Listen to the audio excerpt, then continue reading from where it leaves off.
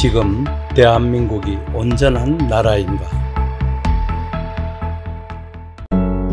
조선 건국 이후 우리나라에서 발생한 주요 국난은 조선 중기인 1592년에서 1598년 말까지 약 7년여에 걸쳐 우리나라 전역을 일본군이 유린했던 임진왜란, 정유재란을 포함합니다. 얼필두로 1627년에 일어난 정묘호란, 병자호란을 포함합니다. 그리고 근세에 들어 구한말, 서구와 일본, 청나라, 러시아 등 세계 열강들의 각축장이 된 와중에 일본이 우리나라를 강제로 합병시킨 1910년도의 경술국치, 마지막으로 1950년도에 러시아와 중국의 지원을 받은 김일성의 남침으로 한반도 전체를 쑥대밭으로 만들어버린 한국전쟁 등 크게 4번의 난리가 있었습니다. 임진왜란은 1592년 5월 23일 양력입니다. 외국가 동래포로 침입함으로써 발발하여 7년 동안 나라를 짓밟아버린 전쟁이었습니다. 임진왜란이 일어나기 직전에 조정에서 동인인 김성일을 대표로 서인이었던 황융기를 부대표로 하여 통신사를 일본에 파견하여 일본의 정세를 파악하고 오도록 하였습니다. 일본을 다녀온 통신사 대표들은 조정에서 있은 보고회에서 자신들이 속한 정파의 이해관계에 따라 전혀 상반되는 보고를 합니다. 당시 집권 세력의 주류인 동인의 멤버였던 김성일은 일본의 토요토미 히데요시를 만나보니 그는 우리나라를 침략할 능력이나 배짱이 전혀 없는 사람이니 안심해도 좋다고 허위 보고를 올렸습니다. 하지만 집권 세력에 밀려나 있던 서인 소속의 황윤길은 자신이 보고 느낀 점을 솔직하게 보고합니다.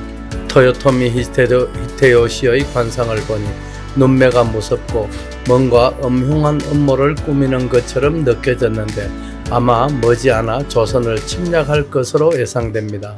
그러나 주류 세력인 동인의 영향 아래에 있던 조정은 황윤길의 보고는 묵살해버린 채 태평가만 부르면서 귀중한 골든타임을 놓치고 말았습니다.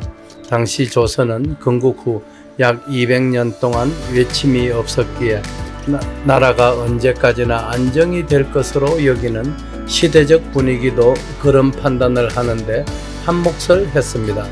이렇듯 정부가 대응을 하지 않고 자만에 빠져 있는 사이에 일본은 군비를 갖추어 조선을 침략하게 되었고 여러 지방에서 의병과 이순신 장군의 활약에도 불구하고 한양성은 20일 만에, 평양성은 60일 만에 함락당하게 되었으며 전쟁 기간 중에 14만여 명의 백성들이 사망하는 처참한 결과를 남겼던 것입니다.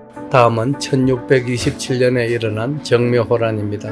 여진족의 무리였던 누르하치가 1616년 만주에 세운 후금은 명나라를 정복하기 전에 명나라와 사대 관계에 있던 조선을 먼저 쳐들어오게 됩니다. 첫 번째 침략에서는 후금과 인조 사이에 두 나라가 행제의 의식을 맺는 것으로 하고 철군합니다. 그러나 조선 조정에서는 전통적인 군신관계로 맺어진 명나라를 배신할 수 없다는 당시 집권 세력이었던 서인들의 강력한 반대에 부딪혀 후금과 맺은 행제관계를 파기하기에 이릅니다. 이미 만주 지역에서 강력한 세력을 형성한 후금은 이를 괘씸하게 여겨 1636년에 다시 조선으로 침입하게 되는데 이를 병자호란이라고 합니다.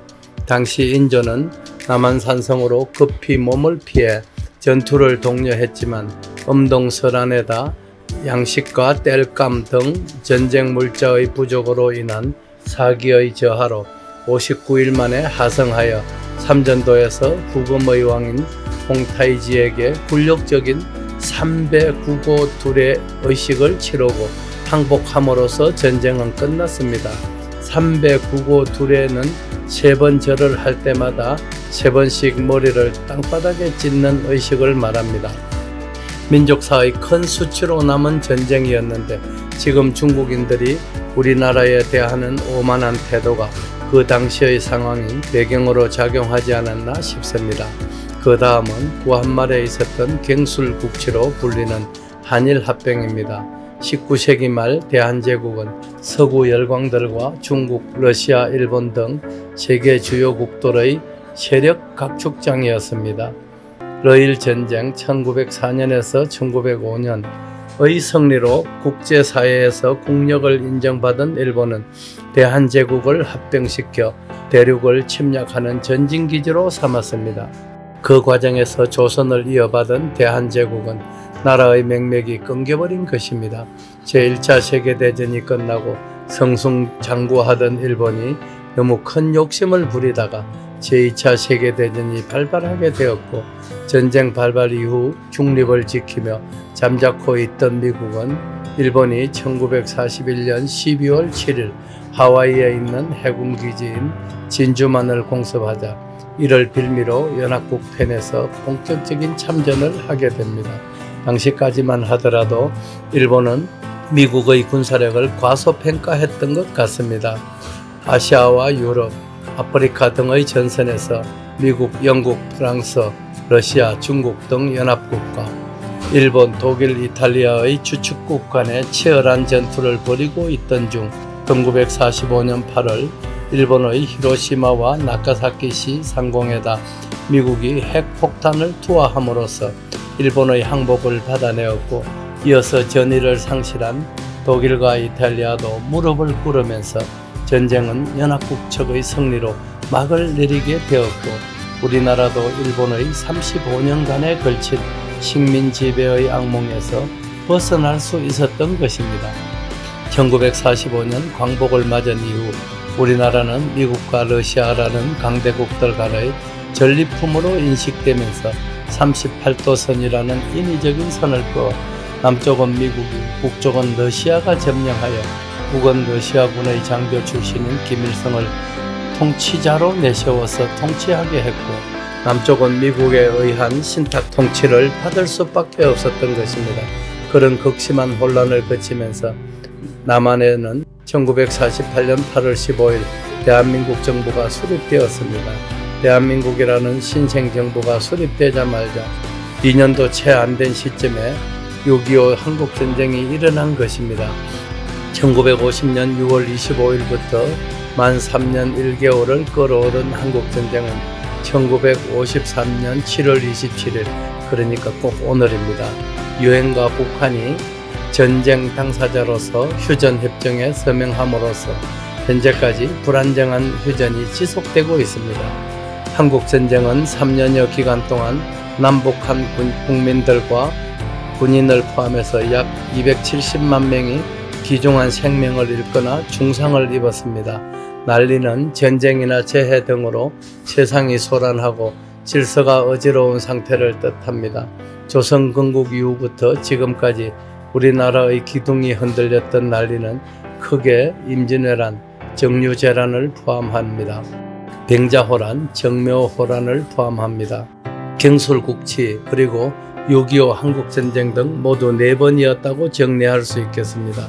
한국전쟁은 3년 동안 치열한 전투를 벌이는 과정에서 우리 국민들은 연간 약 80만 명 정도씩 사망한 것으로 통계에 나타납니다. 당시 나라가 망하지 않은 것만도 감사해야 할 일일까요? 그런데 지금은 정작 총을 쏘아대는 전투를 벌이지 않음에도 난리보다 더한 국난이 닥쳤습니다. 전쟁은 국민들 누구나 눈과 귀로 보고 들으면서 실감하기에 두려움이라도 느끼지만, 현재 이 땅에서 진행되는 난리는 그 어느 누구도 체감을 하지 못하고 있기에 더 무섭습니다. 가마솥에 물을 넣고 천천히 가열하면 개구리는 따뜻함에 취해 가만히 있다가 물이 뜨거워지는 줄도 모르고 삼켜서 죽게 됩니다. 지금 우리나라의 상황이 너무 위중함에도 당장 편안함에 취해 먹고 마시고 놀다 보니 내일 일어날 일은 생각조차 못하고 있습니다. 황금손이 지금 도대체 무슨 말을 하느냐고요? 심각한 저출산에 대한 문제 제기를 하느라고 서론이 길었습니다. 1971년도 우리나라 출산아 숫자는 102만 4천 명이었습니다. 그랬던 출산아 숫자가 작년도에는 27만 2천 명, 정확히 75만 2천 명이 줄었습니다. 아니, 사라졌습니다. 한국전쟁의 국난은 3년 만에 휴전이 되었지만 저출산으로 인한 소리 없는 난리는 매년 지속되면서 국가의 기둥뿌리가 송두리째 썩어가는 것이기에 더 무섭습니다. 이렇게 가다가는 3, 4년 안에 출산아 숫자가 20만대 아래로 접어들 것이고 10년쯤 후에는 10만 명 이하로 줄어들 것이라는 매우 비관적인 예측들이 난무하고 있습니다. 우리는 5천년 역사를 가진 단일민족입니다. 이런 국가에서 만약 저 멀리 파키스탄이나 아프리카의 이름도 생소한 나라들로부터 유입된 사람들이 나라 안을 가득 메우고 정작 우리 국민들은 존재조차 찾기가 쉽지 않은 상황으로 된다면 그 상실감이 어떨 것인지는 황금손이 굳이 말씀드리지 않더라도 짐작이 되실 것입니다.